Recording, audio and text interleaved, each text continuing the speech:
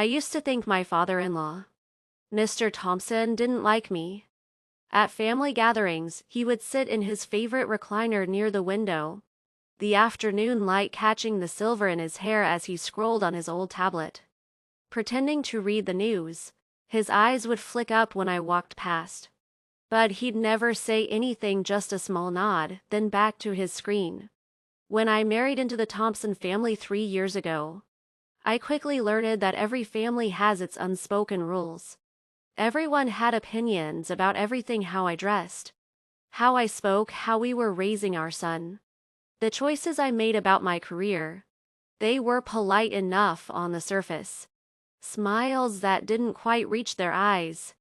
Helpful advice that was really thinly disguised criticism. My husband, Adam, would squeeze my hand under the table, whispering, "Just let it go, babe." But those words always stuck. It's one thing to let something go, but the sting of being constantly judged doesn't disappear. And Mr. Thompson's silence hurt the most.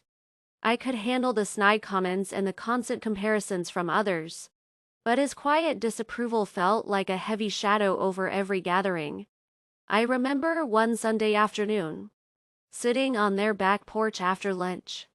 The kids were playing in the yard, chasing each other with bubbles and laughter.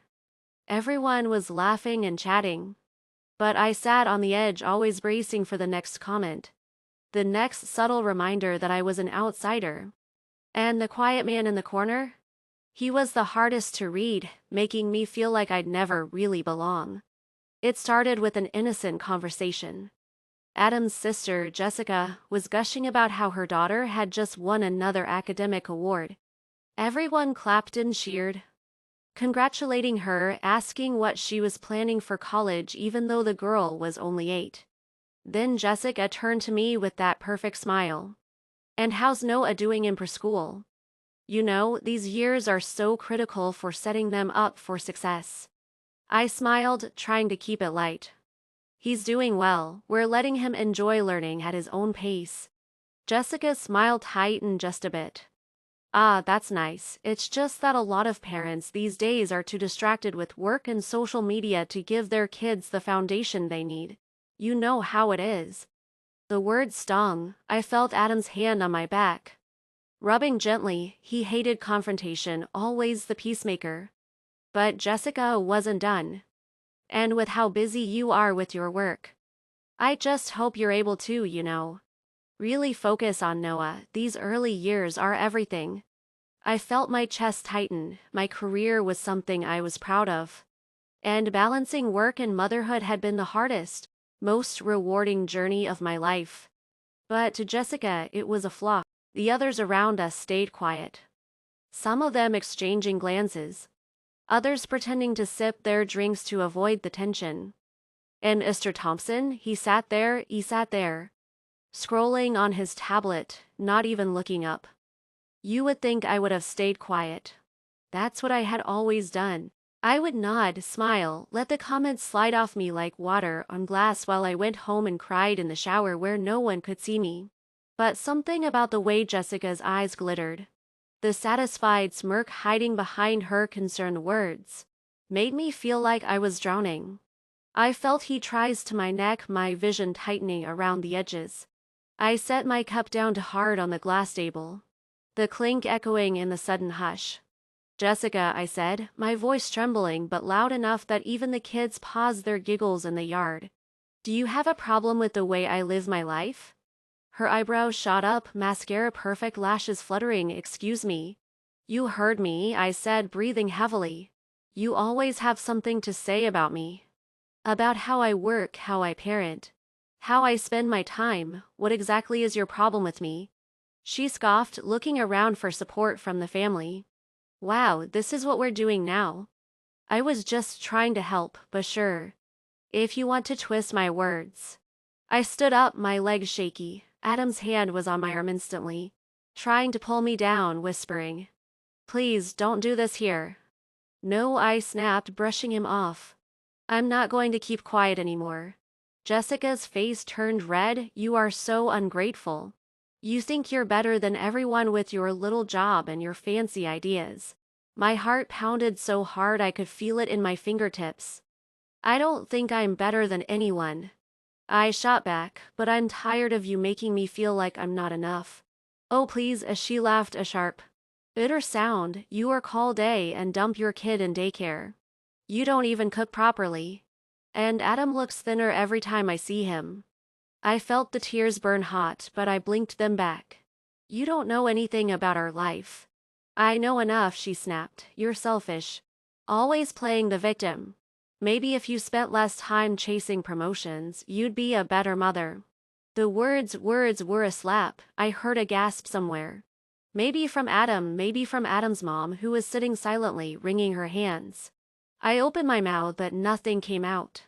My hands were trembling, my entire body felt like it was on fire. And I couldn't catch my breath. I turned to Adam, eyes pleading.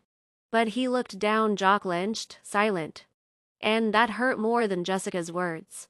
I realized then that I was standing alone in a family I had spent years trying to please, to fit into, to prove myself worthy of. And for a moment, I wanted to run, to grab Noah and drive away, to never come back. But something in me, something raw and primal, told me to stand my ground. I took a deep breath, wiped my tears with the back of my hand, and lifted my chin, ready to speak again. Ready to defend the woman I was. Before I could find the word, before I could gather the strength to speak, a voice I had never heard raised in that house thundered across the porch. That's enough. It was calm, but it cracked like a whip, silencing the air. Mr. Thompson was standing, his broad shoulders seemed even broader, his presence suddenly towering. His eyes, normally kind and distant, were sharp and burning.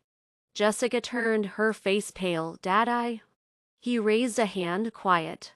The word wasn't loud, but it was final. The birds outside continued to chirp. The breeze rustled the leaves.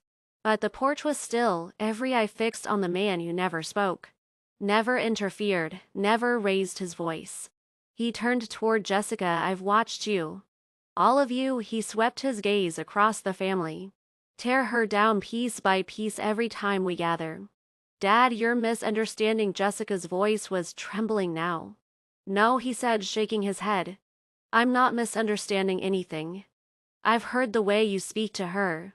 The way you hide your insults in your advice. The way you judge her for living her life the way she sees fit. Jessica's lip quivered, tears forming in her eyes. But Mr. Thompson didn't flinch. She has done nothing but respect this family. He continued, his voice steady. She's a good wife to Adam, a good mother to Noah. And she works hard every day to give her family a good life, and you mock her for that? He looked around the porch, catching the eyes of Adam's mother, of Adam's younger brother who was shifting uncomfortably, of the cousins who were now pretending to look at their phones. If any of you think you're better than her, you're wrong, he said, each word deliberate. Because true strength isn't in tearing people down, it's in lifting them up. It's in minding your own home before you judge someone else's. Jessica was crying now, but Mr. Thompson didn't soften. You owe her an apology. Dad, Jessica whispered, but her voice cracked. Now, Jessica. The word was quiet but immovable. Jessica turned to me, tears streaking her makeup. Her eyes red. I'm sorry, she choked out. I didn't realize I was hurting you. I opened my mouth, but the tears came faster than the words, and I just nodded. Mr. Thompson turned to me, his eyes softening as they met mine. I'm sorry too. I should have said something a long time ago. And with those words, the dam inside me broke. The tears came hot and uncontrollable. And I sank back into my chair, covering my face, sobbing not just from relief, but from the weight I didn't even know I had been carrying. Adam was beside me, wrapping his arms around me, whispering, I'm so sorry over and over into my hair. But I barely heard him. All I could hear was the voice of the man I thought didn't care, the man who stood up for me when no one else would. After that day, something shifted in the Thompson family. No one talked about what happened that afternoon. But the air was different. The tension that used to hang in every gathering was gone. replaced by a cautious peace. Jessica started sending me messages. Small check-ins about Noah, invitations for coffee. Quiet attempts at rebuilding a bridge that she had burned down for years. I took my time, but eventually, I responded, and slowly we began to mend what had been broken. Adam became more attentive, helping more at home, standing up for me when relatives slipped into old habits. I could see the guilt in his eyes, the regret of having stayed silent for so long. But we were healing together. But the biggest change was with Mr. Thompson. A week after the confrontation, I arrived early for Sunday lunch. The house was quiet, the smell of fresh coffee drifting through the air. Mr. Thompson was on the porch, his cup in hand, watching the birds in the yard. "Morning," I said, my voice tentative. He looked up and smiled. "Morning." I sat down in the chair beside him, tucking my hair behind my ear, fiddling with the ring on my finger. "Thank you," I said, my voice breaking. He nodded. "You don't have to thank me. I thought you didn't like me," I admitted, tears brimming again. He chuckled softly, shaking his head. "Oh, sweetheart, I've liked you from the start. I didn't think it was my place to get involved." I looked at him, the lines on his face, the wisdom in his tired eyes. "It meant everything to me," I whispered. He reached out, placing his hand over mine. "Family is supposed to protect each other. I failed to do that for too long. I'm sorry for that." We sat in silence, the morning sun warming our faces, the birds singing in the background. For the first time, the silence between us wasn't heavy, it was comforting. Over the next few months, our relationship grew. We found ourselves talking about everything, about Noah, about Adam's childhood, about the small dreams and regrets he had kept hidden for years. He started helping me with small repairs around our home, showing up with tools and a quiet smile, never asking for anything in return. He would sometimes take Noah for walks, holding his tiny hand in his large, weathered one, teaching him about the trees and the birds, about kindness and strength, and I would watch from the porch, tears in my eyes, gratitude filling my chest. I realized that day that family isn't about perfection, or about blood, or about shared last names. Family is about who stands up for you when you can't stand for yourself. Family is about the quiet, unspoken love that shows up when you need it most. And sometimes the quietest person in the room becomes the loudest protector you could ever have. Thank you for tuning into our channel. Don't forget to subscribe, like, and share for more interesting stories.